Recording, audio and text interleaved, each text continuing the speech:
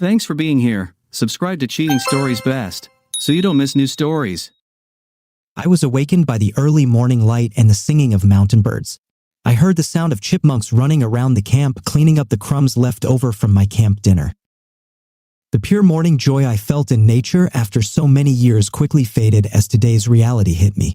Here at 6,000 feet, the air was fresh and cool, and as I stepped out of the tent, I was captivated by the beauty of an alpine lake surrounded by snow-capped mountains. I wanted to push the painful realities deeper, clear my mind, go fishing, but I knew that today was the very day that I had been dreading for the last month. Today is the day of confrontation, which I must face harshly and definitively so that I can then start all over again. I cooked a sort of breakfast of eggs and sausage on the portable stove along with thick black coffee. As I sat there finishing my drink and gearing up for the 6-mile high hike, I marveled at how beautiful and peaceful this moment in time was. I reminded myself that yes, there is beauty and enjoyment in life if you just keep moving forward in the right way. I knew I would definitely return to camping, hiking, fishing, and sailing, my old hobbies that I put aside for 23 years of marriage to the love of my life. Well, now I will say that this was the woman I once wholeheartedly considered to be the love of my life. I'm an optimist. I hope there will be another one at some point. The walk down was pleasant and uneventful, and I didn't encounter anyone on the trail until where I parked. I packed my car with my gear and started driving out onto the main highway. I turned my phone back on after being unplugged for the last 3 days and knew that when I got within cell coverage, the texts and emails would begin. As I pulled onto the 2-lane paved county road, I heard the first beep of the message and looked down to see that it was my 21-year-old son, Ryan. Ryan and I were not only father and son but became best friends and confidants going through the trials and tribulations of his tumultuous teenage years and emerging with respect and a strong mutual love.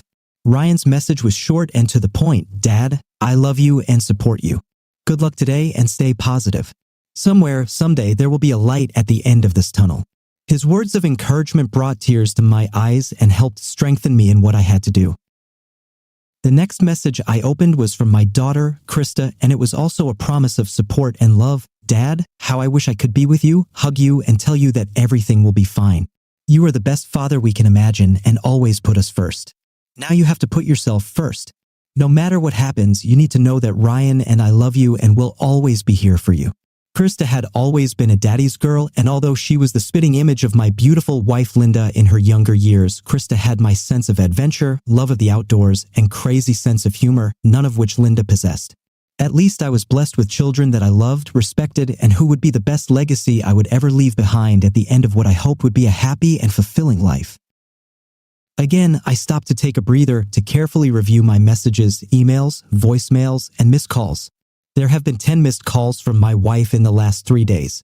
The first 7 or so were probably from her 3-day banking seminar and supposed business trip to Vegas, and the last 3 seemed to have been after she returned last night and then again this morning.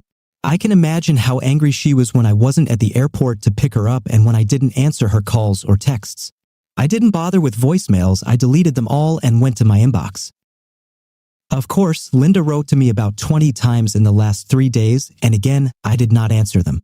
I skimmed through them, with the first few being her declaration of her endless love for me. What crap, I thought, probably out of guilt. The last few were toxic, full of resentment because I didn't answer her calls and left her waiting at the airport for over an hour before she finally realized I wasn't coming. The last message from her was simply, WTF Jack, all in caps. How our relationship had changed over the past months, although I don't think she even understood how the spark of love in me that had always burned for her began to slowly fade away. Had she really drifted away from me that much over the last treacherous 4 months? Had she really lost all conscious thought about me, about my feelings, and about the pain in my eyes, which I was surprised she did not? Did she so easily forget about her children, about our family, and about the love we shared for so long? It was perhaps even more depressing than her novel. Linda was beautiful at 44. She had incredible curves, slender legs, and firm breasts, and she knew how to work her body for any occasion. Whether flirting at a social event or playing the role of a rising star banking professional in the trust department of the U.S. Bank of Commerce. I was always proud to be seen with her, and I loved the way men looked at her, barely able to contain their lust and avert their eyes. Knowing that she was mine and that we were forever woven into each other gave me a huge boost of self-respect and selfishness. As we passed lustful onlookers, I told her how beautiful and desirable she was, but she always protested that she was getting old and no longer felt as young, energetic, and sexy as she used to. I could tell it was bothering her, and I tried to reassure her that her light was getting brighter, not dimmer. But she simply ignored my compliments, saying, "You just have to say it because you are my husband and you love me anyway." Her underboss, John Monroe, somehow became a new light in her life, at least sexually.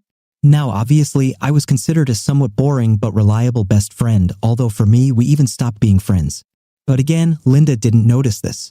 John Monroe, the wealthy vice president of the trust department, was thin, tall, and so self-confident that I found him obnoxious the several times I met him. But Linda considered him the epitome of a great leader, at least that's what she said when we discussed her work life and him. But that too suddenly stopped 4 months ago. Looking back, I now believe that this was the beginning of her affair, the beginning of the end of 23 years together. I brushed aside my depressive thoughts, looked at my phone again, and deleted all her messages with an angry growl, then moved on to other emails. My lawyer informed me that everything is ready to go according to our agreements. I also noticed that I had something in the private chat and opened it to read. The man you were interested in got into serious trouble during a robbery, one crushed testicle and a shattered knee. When I closed the chat, everything was automatically erased. The next email I reviewed was confirmation that my resignation from my job had been accepted and my 401k and stock options had been liquidated and the proceeds transferred to my new checking account. I'll be fine for at least a few years, although the tax sting will be painful, but I really didn't care. I needed to leave. I was about to pull out onto the road when the phone rang and I saw it was Linda. I decided there would be no better time to talk than now and equated it to ripping off a band-aid. This needs to be done quickly and convincingly. I pulled over, turned off the engine, and answered the phone as dispassionately as I could. "Hey Linda, what happened? What's the matter?" "What the hell do you mean? First of all, where are you? You weren't at the airport to pick me up and you weren't home all night. You haven't even left a note or answered my calls or messages since last week. What the hell, Jack? Tell me what happened." "Gee, Linda, I thought you wouldn't care whether I answered or not. Did you see me or not? I thought you'd be glad I'm not home. This way you can get yourself cleaned up and back in character before you see me, the kids, our friends, and your parents. Isn't that how your double life works?" "What? Why do you say that, Jack? I don't understand. What double life? You know that I have to travel for work. And by the way, why don't the children answer my calls and messages? Where's our king-size mattress from the master bedroom? Last night, I had to sleep in the guest bedroom, Jack. What the hell is going on? Where the hell are you? And why did you leave me at the airport? I feel like I'm in the twilight zone and nothing makes sense." "Linda, you are in that twilight zone into which you have driven yourself and our entire family." Linda's anger and aggressive verbal attack died down as her confidence must have begun to fall and her worst fears began to surface. What? What the hell does that mean, Jack? Where are you and what's happening?" "No matter where I am or where I'm going, I'm out of town, Linda, and I've been too busy last week to answer your texts and calls. I have been very busy trying to figure out how to move on from the major betrayal in my current life and into my new life." Linda hesitated and her voice shook when she heard the word betrayal, but she continued to play dumb and shouted, "Jack, are you drunk? What are you talking about? First of all, Linda, tell me how your 3-day banking conference went. Did that guy John have sex with you every night and morning, or just 3 nights? I heard her gasp and go silent when I said that, and it took her a few seconds to respond. "What the hell are you talking about? What is John like, and why do you say that? I'm married to you. Yes, Jack, you are married to me, and I am amazed that you still consider this a marriage. So, can you at least do me the courtesy? After 23 years of marriage, tell me the truth. I know you have had no respect or care for me or your family for the past few months, but now that the lies and deceit have been exposed, how about being honest?" Linda answered in a trembling and quiet voice, "Jack, I don't know what you're imagining, but you're wrong. I love only you. There's nothing between me and John Monroe." "Well, at least now you've admitted that you know which John we're talking about. For a moment, it seemed to me that JN was not the only one there, Linda. Tell me honestly, did you think you'd never get caught, or did you just not care? Why didn't you want to tell me that you wanted a divorce and loved someone else? It would be a lot easier for everyone if you had the courage to let us know before you lie and cheat behind our backs." Jack, Linda shouted, and I heard her cry, "Don't even mention the word divorce, please. Believe me, I love only you. Please come home so we can talk about this. Nothing happened. How can you think otherwise?" Apparently, Linda was convinced I had no proof and was bluffing, so she was going to continue the charade. "So you never had sex with Monroe in our bedroom on our now missing king-size mattress?" "No, of course not. What the hell are you talking about, Jack?" "Wait a minute, Linda. Okay." With that, I pulled out a photo of John Monroe having sex with Linda while she was on all fours. She looked like she was in ecstasy, and judging by the intense expression on his face, he was obviously giving it his all. It was one of many photos and videos I received from a camera hidden in plain sight inside the dresser clock I had bought a month ago when I was warned about her affair. I sent the photo to Linda and switched back to the call. "Linda, check out the photo I just sent you. Are you telling me it's not my loving wife cheating on me in my bedroom on my huge mattress without a condom with her damn boss?" I heard her hang up and scream in agony, "Oh God, no, Jack. Please, it was a mistake. It only happened once. It didn't mean anything. It was just a fling, just the excitement of someone younger who wanted me so bad and made me feel sexy and young again. It was the only time, and I really never meant for it to hurt you. Oh God, I'm so sorry, but Jack, if it..." "Linda, look out the window in the middle of the backyard. See this pile of charred wood, metal, and ash? This is our damn king-size mattress. This is a symbol of how you set fire to our marriage, how you betrayed our family, how you humiliated me. When did you hate me enough to cause me such pain? When did you decide that you no longer cared about my love or the love of our children? When did you decide that I was no longer worthy of respect and honesty? When and why did you decide to throw us out like morning trash? Jack, please forgive me. I love you. I can never hate you. I want to spend my whole life with you. It was an accident, a terrible mistake, and only once. It was me who was selfish. You have absolutely nothing to do with it. Please, Jack, come home and talk to me. Linda, my children and I are already fed up with lies and deception. Can you finally be honest with me?" "So that's why the kids don't answer my calls, Jack? Did you tell them and turn them against me? How dare you, Linda? I haven't done a damn thing to keep the kids away from you. You did it all by yourself. That is you and your damn friend. It's all you, your selfish, self-centered attitude, and your need for sex with someone else's man is what brought you into the twilight zone and what took our entire family and destroyed it and drove us all away from you. And no, it wasn't me who told the children, it was the children who told me. What a pity. I never would have thought that you could lie, deceive me, and abandon us so easily. At least stop lying now. This wasn't just one damn time, this has been going on for at least 4 months, judging by the way you emotionally cut us all out of your life. And the saddest thing is that you didn't even realize it. You stopped talking to us, stopped looking at me, stopped making love to me except for the occasional mercy sex. You disgust me. Jack, it doesn't mean anything. It was just sex, just one time, and just a brief lapse in judgment after 23 years of marriage. I want you, not John. Please believe me." Linda, wait, I pulled out the next photo from my phone, the one where Ryan came home unannounced to pick up some tools and heard his mother and Monroe doing it. He quietly crept to the open door of the master bedroom, took out his phone, and took several pictures and videos. He didn't tell me about it for 2 weeks until he and Krista decided I had a right to know. So they called me and told me, and we all cried and were physically sick watching their mother, my wife, betray her with his boss. This is what prompted me to buy a spy camera. I also sent this photo to Linda. Linda, open the phone again. This is the first time any of us have found out about you and your damn boss. Although the way you cut all emotional ties with me 3 months before this picture, I'm sure you were lovers this whole time, Linda. Ryan discovered you first, and he took a photo of you in bed having sex. What the hell do you think your son feels about you after witnessing his mother's betrayal? Don't you realize that it turned him off and that you lost his and Krista's respect when they looked at those pictures and tried to decide whether to tell me about your adulterous behavior? Do you think they have even an ounce of trust or respect for you now? Do you know how painful it was for them to tell me that you were a liar and how hard it was to hear them cry as they watched you ruin our marriage and destroy our family? Just stop lying about how it only happened once and how it hasn't been going on for months and how you didn't have sex with him 6 or 7 times on this latest business trip. I'll hang up on your next lie. No, Jack, please let me explain. I heard Linda sobbing at the top of her lungs, and I imagined her collapsing on the floor as she finally realized that her lies and betrayal had hurt her family and herself. Oh God, Jack, I'm so sorry. Please, you must forgive me. I went crazy, but it's over now. It was just cheap and meaningless sex, and it was so exciting to be desired and secretly involved in an illicit affair.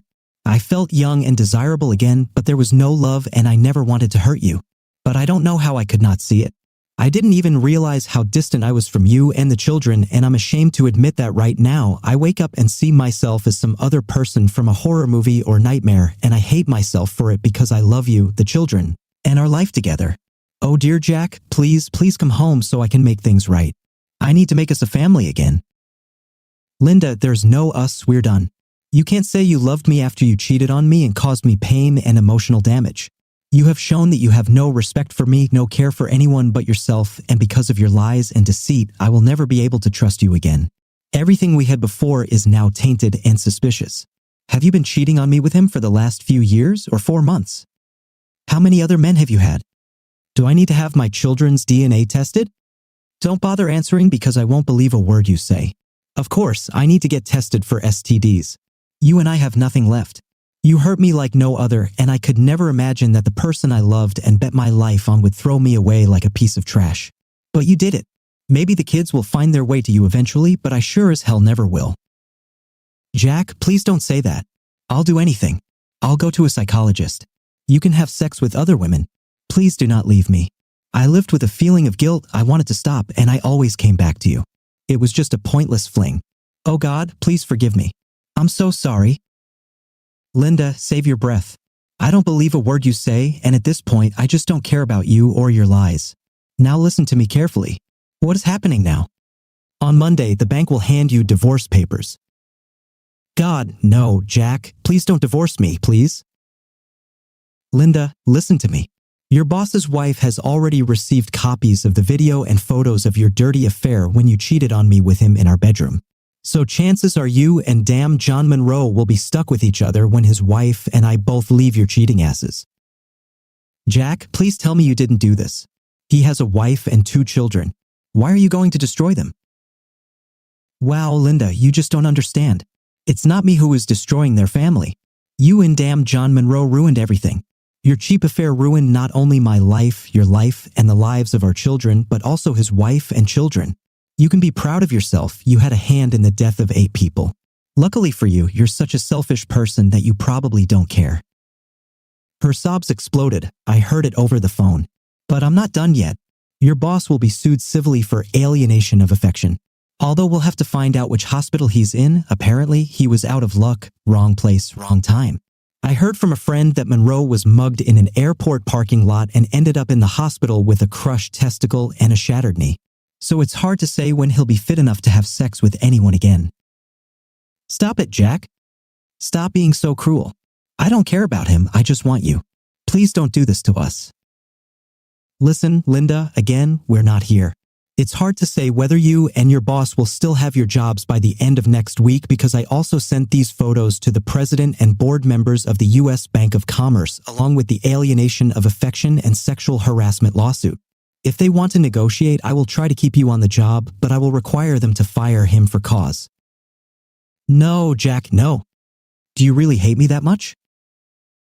Linda, you yourself showed your hatred for me with your betrayal, lies, and disrespect. You took the love I cherished for you and tore it from my soul. I'm just trying to regain some self-respect before our lives go in different directions. At this point, Linda was crying so hard and making cries of disbelief and denial that I was not sure she would be able to listen to me any longer. I held back my anger and felt pain and remorse for what I was putting her through because I knew I still loved her even though I hated her. It was a very disturbing mixture of emotions that tore at my soul, but overall, I was determined to take revenge and mortally wound her for what she had done to me. Linda, we're almost finished. Try to focus on the next few points. I took the $125,000 we had in savings and used $225,000 to pay for Krista's next 2 years of college. I will help her in the future, but for now, this is all I can afford. I'm leaving the house to you. I signed the contract in your name, and the capital will be about $100,000 if you sell it now. I'm not selling our house, Jack, and I want you to stop this madness and come back to me so we can heal, please, for our 23 years of love and happiness before I go crazy. I ignored this remark and continued, Linda, if you sign the divorce, you will keep the house and all its contents. I'll keep the $100,000 that's left from our savings and we'll call it a day. If you don't agree to the divorce or start fighting it, I don't care. I won't be there to argue. Do what you want. We're almost done, Linda. There are a few more things I need to tell you. If you look around, you'll notice that I've moved out. I took what I wanted and all that's left is yours. I took some photos and left the wedding photo albums with you. Save them, burn them, I don't care. I left my wedding ring on the dresser. You can melt it or flush it down the toilet as happened with our marriage. Ryan is coming to pick up some of my fishing and hunting gear that he needs. He will come when you are not there, so do not be alarmed if you notice that someone has been in the house. He doesn't want to see you. Krista is coming to pick up all her things. She has no plans to ever live there again. She'll also like to come by when you're away, so don't be surprised if you see her room empty. The last thing you should know is that I also sent pictures of you cheating on me to your parents, my parents, and all of our contacts in both of our email databases. So you might want to work on that. What story will you tell them all? I'll be damned if I'm going to be the bad guy in this bad marriage. Her crying and screaming had now risen to such a level that I was afraid she would pass out or get hurt. This had to end. Linda, one more thing. I quit my job last week and am moving out of state into the great unknown. I hope I can find someone in the future who loves me enough to stay true to the promises we make to each other, someone who will respect me, treat me as an equal, and someone I can trust and love again. I hope that you, in turn, will be able to find what you clearly lacked. Please don't look for me. If you need me for anything, you can send a message through Ryan or through my lawyer, but I will be out of your life and you out of mine. Goodbye, Linda. I heard her scream, Jack, no, please, Jack, please forgive me. I pressed the end call button and closed my eyes, waiting for the aftermath of my harsh words to settle in. I passed out and burst into an excruciating bout of crying and pain. I think I knew I had gone too far with my revenge and it would take me a long time to forgive myself for my cruelty. I doubted that I would ever forgive her. I knew the road ahead of me would be painful before I could heal myself and feel ready for something more than living alone. More than anything, I didn't want to lead a life full of bitterness. But remembering the morning on the top of the mountain, I reminded myself that there would still be moments of beauty and magic in my life. I just needed to stay open to them and keep moving towards a new beginning. Thank you for listening to this story. Now here is another exciting story for you to read. When I left the hospital, I was in a fog. My life had been turned upside down or inside out as I felt. Now, by a simple DNA test, I could not and did not want to return home. I needed to think, so I headed to a bar near the hospital and ordered a large Bloody Mary. At least once, but I really needed this drink. The bar was empty, so I took my drink, sat at a separate table, and began to think. My life, as I imagined it, was now over. I'm Bob. I am 42 years old and have been married to Nancy for 15 years. Nancy is a year younger than me, and we have two beautiful little girls, 11-year-old Andrea and 8-year-old Kimberly. Just an hour ago, our life was simple, a little predictable, but full of love and wonderful moments. This has changed dramatically. Of course, I didn't want to lose the girls, but if it came to that, well, in the long run, when my plan came to fruition, it would probably be better for them. Instead of a messy marriage full of resentment and mistrust, it would be better to simply end it and start over. I arrived home and Nancy's Lexus was already in the driveway as expected. The children were not at home and I could immediately talk to my wife. I'm not an actor, but I managed to hide my true feelings and even put a smile on my face. Returning from work, Nancy was in the kitchen. Since I was a school principal and she worked as an accountant, we both had a regular schedule and always shared the day-to-day work of the family. It was her day to cook dinner and she barely glanced at me when I kissed her on the cheek. I got a good look at her. She was still as beautiful as when we met, just a little tighter, as we all do over the years. Busy for several minutes, she finally put dinner in the oven and turned to me sitting at the kitchen table. As always, her green eyes and blonde hair took my breath away. I am considered a handsome man, about 6 feet tall and weighing 180 pounds, and Nancy has always been a very bright and attractive woman. She raised her eyebrows at me and her questioning gaze met my smile. Something sweet or funny? I stood up and hugged her, and as I looked down at her, I realized that my height and looks were one of the reasons she allowed me into her life. My hug was followed by a gentle probing kiss that gained momentum and turned into a hungry French kiss. I paused. I love you so much it hurts, I said. Okay, now the moment of truth has come. Well, I have very good news. Do you know how much I love my girls? But I always wanted a boy. Yes, she answered, completely confused. Well, soon I will become the father of a boy, I said. Nancy was stunned. What? I don't understand. What are you talking about? The boy, I'm not pregnant, not with you. But I will become the father of a boy in 5 months if nothing goes wrong, God forbid, I said, forcing myself to smile. Well, the force of the powerful slap wiped away the smile. This was expected, but it still hurt a lot. But honey, I love you. It was just an accident. It was just sex, I argued with her, but to no avail. Over the next few hours, Nancy experienced a range of emotions from devastation at the betrayal to anger and rage. The girls were sent straight to their bedroom while Nancy vented her frustration and anger. Soon, I packed my suitcase and left the house, never to return. The following week, I was served with divorce papers. The reason for divorce is infidelity. It means a lot in our state. I was only given a few hours of visiting time with the girls each week. I often received calls from Nancy who needed to vent her emotions. She was in pain, very painful. I never had an answer to her repeated question, why did you do this to me, to us? All my requests to leave this behind and continue as before were met with a wall of anger and complete refusal. I was a bastard and she would take me to the cleaners. For months later, we finally made it to court.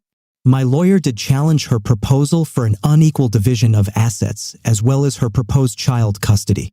The judge began to ponder the motive. He asked if I disputed the charge of infidelity. My lawyer was not at all surprised when I said that not only did I not dispute the motive for infidelity, but I also provided data to substantiate it. Both the wife's lawyer and the judge were taken by surprise. Do you understand, sir, that with regard to your infidelity, the plaintiff has presented no evidence? And if I rule on this divorce with evidence of infidelity, that will directly affect what my decision will be. The 50-50 division of assets you asked for would be impossible to achieve, the judge explained. May I, Your Honor? Asked my lawyer. Both lawyers approached the judge. Lawyer Nancy was very pleased with the development of events. However, I saw his smile freeze on his face as my lawyer presented the judge with medical DNA evidence of Nancy's long-term infidelity. I could tell the judge was really angry. After some time, he removed both lawyers from himself. I knew what was going on, but Nancy had a puzzled look on her face. The lawyer whispered something to her. Her face turned pale as if blood had flowed out of it. She looked at me in complete amazement. The judge said, "This is an unexpected turn of events, and I am really put off by the overall impression that this court has been taken advantage of and deceived. However, I must understand that divorce proceedings are always a way to take revenge on the other spouse." The judge looked at me. "You were playing a dangerous game of perjury, and without this subsequent confession, it could have cost you dearly. Could you take a moment to explain, Your Honor?" When I found out that neither of my 2 children were mine, as confirmed by DNA testing, but had the same father, this meant that my wife had been cheating on me throughout the marriage. I am guilty of wanting her to also go through all the pain and sadness that her behavior caused me, I began to say. She can now take comfort in knowing that every bit of emotion she's felt over the last few months is what I'm feeling too. It didn't matter that her emotions weren't based on facts. I should also note that all my requests to leave my confession behind were categorically rejected by her. At least I wasn't lying by omission like she had been doing for the last 12 years. I love our 2 children deeply and wanted her to accept my offer to leave everything behind. I was willing to try to forgive her for the sake of the children. Within 4 months, she had many chances to avoid this mess and save our marriage. She didn't. The assets were split in 2, and the judge also ordered shared custody of our 2 angels. A few months later, after finding out who the father was, I also won a lawsuit against Nancy's boss, who awarded me over $200,000 in past child support and other expenses because DNA showed he was the father. Then, after testimony from some of Nancy's employees and managers who knew about her long-term affair with her boss, my lawyer sued their company for a much larger sum. The payout was ultimately agreed upon at about $450,000 for me after attorney's fees.